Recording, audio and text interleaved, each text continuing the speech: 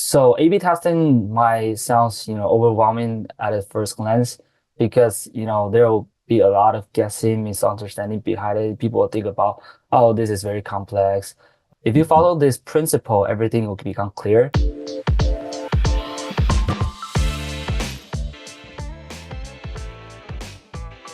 Hello and welcome to another episode of the Ecommerce Coffee Break podcast. Today we want to dive into the power of A/B testing and how this can help you to grow your Shopify store faster, smarter, and with fewer guesswork. Joining me today is Jeffrey. He's the founder of AB Convert, a no-code A/B testing tool built for Shopify merchants. He has bootstrapped his way to over 1,300 active users and is on track towards 1 million in AAR. His mission is to make conversion testing simple, effective, and accessible to every store owner. And that's what we're talking about. So let's dive into it and welcome him to the show. Hi, Jeffrey. How are you today? Yeah, hi everyone. This is Jeffrey, and the fun fact is we pronounce as A/B convert. So there is a meaning behind this name. That is, you do A/B test and then convert more. So it is the entire meaning of the name. So happy to be on this show, talking about the experience, the journey, and tips for helping you guys scale your e-commerce store. Yeah, let's dive right into it. So when you grow an online store, guessing what works is not really the right way to do. Maybe let's start with, for someone who has never tried A/B testing before, what is it and why does it matter for online stores? So A/B testing is actually a very scientific approach for anyone who want to know a result behind a hypothesis. So for example, if you let me make the example more casual, like closer to day-to-day life. For example, you have a physical shop and then you want to know whether a banner is better for a copy that says $15 for coffee plus bagel, or you want to highlight more on the delicious of your food, like best bagels of the town. So this is having two banner of the physical store. So in this settings, the A/B testing wouldn't be possible, but if you bring this up to the online settings, things become possible. So you can be able to build two versions of your store and then have some mechanisms behind it and redirect or like direct customer to different versions and then collect data. So it will be a very useful scientific approach to answer any of the questions of a hypothesis. So it was majority used in software development like back in the years, but it gradually become popular as the tool technology improves, and then now it's somewhat a must do in an e-commerce or like a D2C brand operating. Mhm. I remember the running joke back in the time that people were starting to test a blue button against a red button and to see what works better. But obviously that's the wrong approach. So if somebody's new to it, what would be the first thing for a Shopify store owner to start with when they want to do A/B testing? So A/B testing might sound, overwhelming at a first glance because, there will be a lot of guessing, misunderstanding behind it. People will think about, oh, this is very complex. It needs a lot of work. And I should definitely invest like a couple $100 in the vendors software. I need to actually hire a consultant. But it's actually not that hard because A/B testing is just a way to make a decision by data. So if you follow this principle, everything will become clear. So what I mean a way to make a decision by data is, first of all, you need to know what's the problem you want to optimize. So for people just come to A/B testing, they are looking for a formula that's suddenly change their operation overnight, which is impossible. So we have to set right expectation. So what do you do to improve the store in general? That's something you have to think about. And then you divide by these actions and label it with each of the data source. So I would say the first step is you go back to thinking this frameworks, like what's like a growth for e-commerce store. It can be come down with the formula that your store growth is equal to AOV times traffic times the retention. So if you go by this formula and then you try to look at the store, the problem you're facing with, and categorize which part of the problem you're having the most and that's blocking your growth, then you jump right into the field. And when you jump into the field, you wouldn't be just guessing around. You have to have a clear source of truth to telling you where exactly is the problem. So you need a data source. Things like Shopify report, GA, Clarity, Hotjar, things that can help you get more information on identify your problem will be really helpful. So after you did that, I also always suggest you have your data ready and then go and look at the data.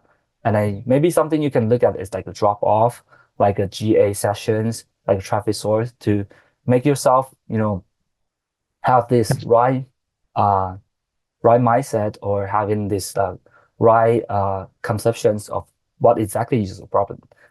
And then after digging into this problem, playing around with it, you might probably have some hypothesis or have a guess, like based on your operations, your business insight, what kind of improvement you should do. So that's the time when A/B testing come into play. So I also just first step is always know your problem first before you start A/B testing. Whether it's the pricing problem or a shipping problem or just simply the design problem, you will have to solve the problems and then you dig into it and then just do some homework research and then talk to people and then just find some solutions and then before you come to the A/B test because A/B testing is not something that you can just come in and then plug and play and hope things get work. It's like it's just a process to help you make a smarter decision. So to make a decision, you have to have a reference point. So always start with the data. Mm-hmm. No, I like the approach that you really look into the data. And in the past, it was really a pain in the neck, specifically with Shopify to do A/B testing. There were third-party tools, but they were not completely native to the platform, and it was difficult to really slot them in. You have changed this with A/B Convert. And tell me a little bit on how you approach A/B testing within a Shopify store. So when I first come to in this space, I was like a totally newcomer. And fun fact is, I only started this A/B testing software because of my college friends. He's having a huge issue to get the pricing right. So for me, I'm the same. I always start with the problem. So I start with a problem that's very simple. How can I get my friend's store having a right price point? So this is the first problem I want to solve. And then I look around, there's not a good solution to solve it, either too expensive or not useful at all. So I just dig in and then try to think about um, Well, if it's the problem I'm going after, what should be the approach. So I figure out this thing should be first used by nearly all of the Shopify store because everyone has this problem, right? Everyone has to get the price point right whenever they start a store, whenever they have an existing store, whenever they try to scale. So I just uh, dig into this problem and spend a lot of time to figure out what's like the most native feature to get the price right. So I figured out a price testing feature at start, and then it was just a uh, very simple functionality that you can split test the page in a product. People can add to cart with different price product, and then just I start from here because I look around and look at this problem and look at my solution and ask myself another questions that if this problem is going to solve by me, what would be the problem? And I figured that for those A/B testing software like VW, Optimizely, this editing software, they have a very strong knowledge in terms of web technology, in terms of browser. I have I have nothing to do with that. I don't have the background. I don't have the engineering team. But all I have is like the knowledge of what exactly is the problem and also the experience with Shopify. So I started to go back to dig more into what's like the native Shopify A/B testing will be like. So I figured it will be the pricing. It will be something that you have to touch with the Shopify backend and do some API call, just become a native Shopify feature. So I figured that pricing is the point, discount is the point, and shipping is the point. So I will gradually, just like combine with these pieces and then work on this feature and then gradually shift to a complete A/B testing feature. So there's a pricing test, there's a shipping test, there's exactly uh, all kinds of tests that can only be done in the Shopify. So the starting point is ask myself what would be the most needed feature for the seller. And I figure it's like it will be divided by different funnel. So first, the impression, people come to the website, seeing the price. And then second thing, they click the add to cart button, go to the checkout. And things that make people drop off in the checkout is certainly the shipping. So I'm playing with the number to get this number right first. And then I go back to fix the things that people are concerned about, the user experience, the design and layout. So I divide this by the funnel and the scenario, and then I ship this feature accordingly. But with the mind that all I need to do is it's something that can only be done by us, done by me, and it has to be really Shopify native. So this is how I design the entire software. I like that. And I think it's a very pragmatic approach. And I think you solved the problem for thousands of sellers out there. We can see that you have a ton of clients by now. But it really came out of a practical problem solution scenario. Now, when it comes to the A/B testing, and you said data is the point where you make a decision, but you need to have enough data to make a educated decision. What's one mistake that you see store owners make when it comes to running A/B test? So when it comes to A/B testing, there are several mistakes. So the most common mistake is people think about A/B testing like a one-off thing. So they just come and try to do an A/B test, and hopefully suddenly the entire things change overnight. But I think this is a huge mistake that most of the beginner of A/B tester will done. To solve or like to bypass this mistake, we need to have the right expectation. So this is actually a research or evidence from a lot of scientific or like done by enterprise, the in-house research. So the conclusion is for all of the A/B tests, only 7% of A/B tests will work. So before we start A/B tests, we have to have this in mind because uh, chances are that you are getting the things right at the first time, then you're lucky, but most of the time things doesn't work. So which means you need to be prepared. You need to be ready for this entire journey. You have to prepare your roadmap. You have to make your dev ready, designer ready. You have to have your data ready, and you start a long process, more like a quarterly A/B testing schedule, and deep dive in every single point that can possibly improve, and then be very patient to move this change, ship it one by one, run through the A/B test one by one, and don't lose your patience. Just keep follow your plan until you get to a point. So by knowing this, you can overcome a lot of temptation. For example, I just want to do a test right now. No matter what, I want to ship it. So that will translate to a task is not executed well. There are some configuration error, has some themes issues that you might not be aware at the first glance. And then second is being given up too early because you run an A/B test and then you figure, oh, this is not probably my thing, and you are just quitting right away, and then you're missing a lot of opportunity out there. And third thing is, if you're trying to get the things done at first, then chances are that you might doing the change too drastically. So for example, you don't get your right price point and you don't have the patience. So maybe you're just testing 50% difference of your price. Then 100% of time or near 100% of time, it will be either pretty good or pretty bad. So if you are on the wrong side, then you figure, oh, okay, lose money, and then I don't believe this approach. So to summarize, I will say just to understand the nature of A/B tests, then can help you to be, anxious or be impatient or be, too eager to see the result. So I would say A/B test is a long game, and you have to have this mindset before you get started. Okay, I think it's a very important point that you made there. Unfortunately, a lot of founders, online store owners are very impatient people. So I hope that helps them with understanding how A/B testing works. Now, how long would you run a test before you make a decision, before you trust the results? So this will depends on the traffic because, like I mentioned in the beginning of the episode, that A/B testing is all about running the experience, collect data, and then make decision upon this data. So it will go back to a core that how much data you can collect in a certain amount of time.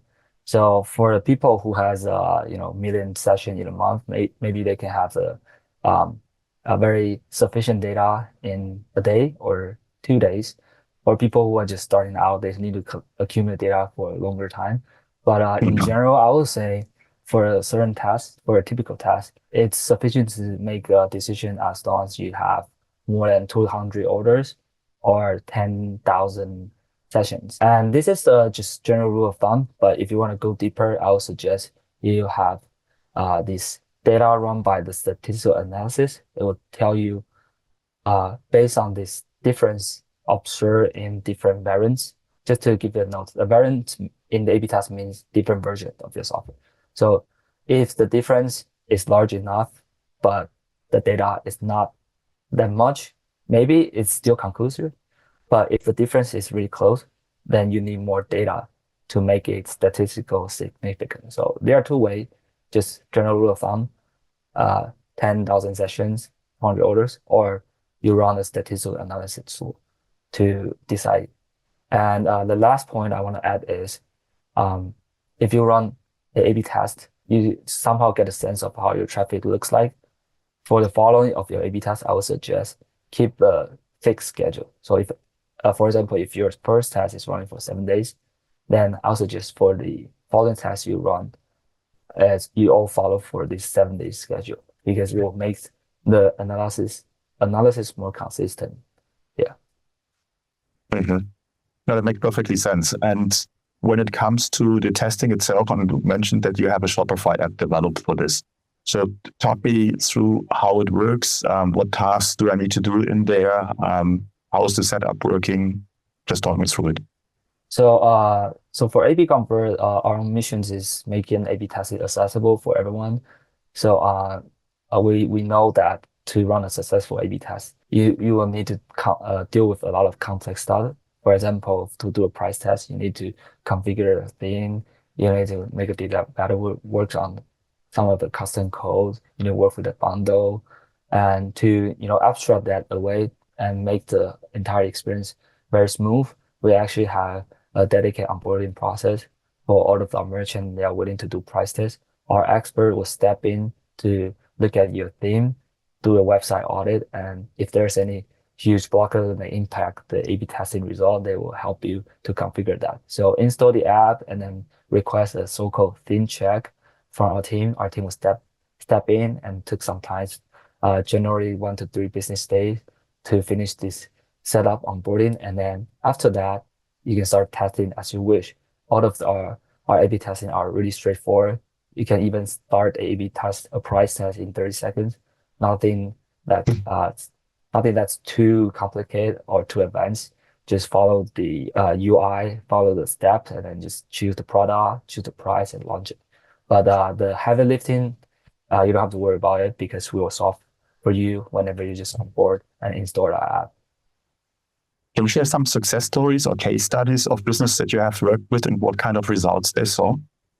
Okay, so I've seen a lot of successful story in the past, but I think there's a pattern behind it. So most of the time, we can observe whenever a store is seriously start to test the price of a product price. I have a customer they are selling puzzle, and their puzzle is like having some unique branding, unique image on the product. So they are always be figuring that whether I'm charging too low and whether I can increase the price. So they come to us and run a price test for the whole store because the product, the model are all the same. They are all the same price point. So they just increase the price for 5%.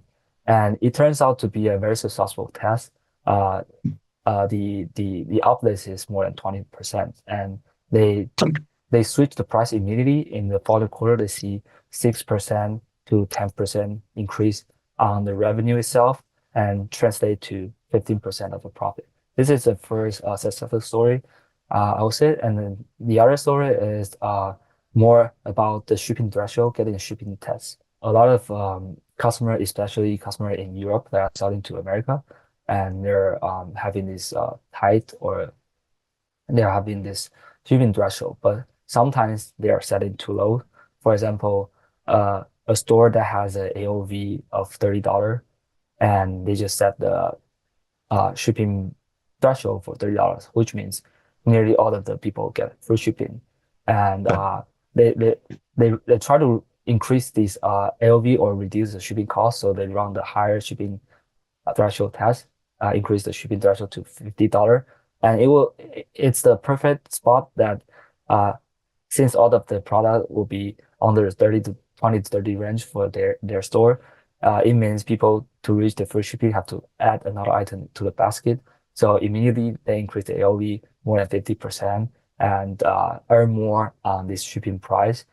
So conversion rate actually increase and the shipping revenue actually increase. And it results in like 5 to 10% contribution of their volume revenue. So I would say these are two simple pattern that's occurring all the time. Get the price right and get the shipping right. And to name but a few, so this is some of the successful story during the past. And it shows to our listeners how impactful and how powerful A/B testing is. So if you can get just the conversion rates on your shipping price or the price overall right, talking about 10, 15% more profit at the end of the day, that's huge numbers specifically for D2C companies.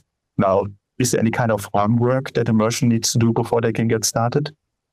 So I won't say there's a so-called homework, but I would say like just I mentioned before, the expectation has to be right at first.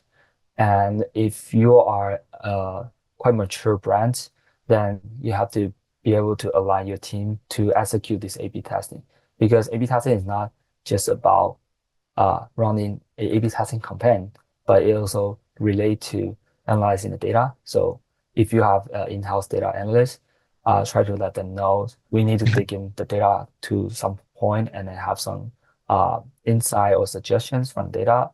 And for the developer, you need to make them aware first that maybe for some complex thing, we need to have that update. So maybe they need to be having the code changes, and maybe the code that's like not being fixed for a long time had to be improved again. And in order to make the A/B testing right, we need to fix some fundamental issues like page loading issue. So for some Shopify brands, they are having a store that is existing for years.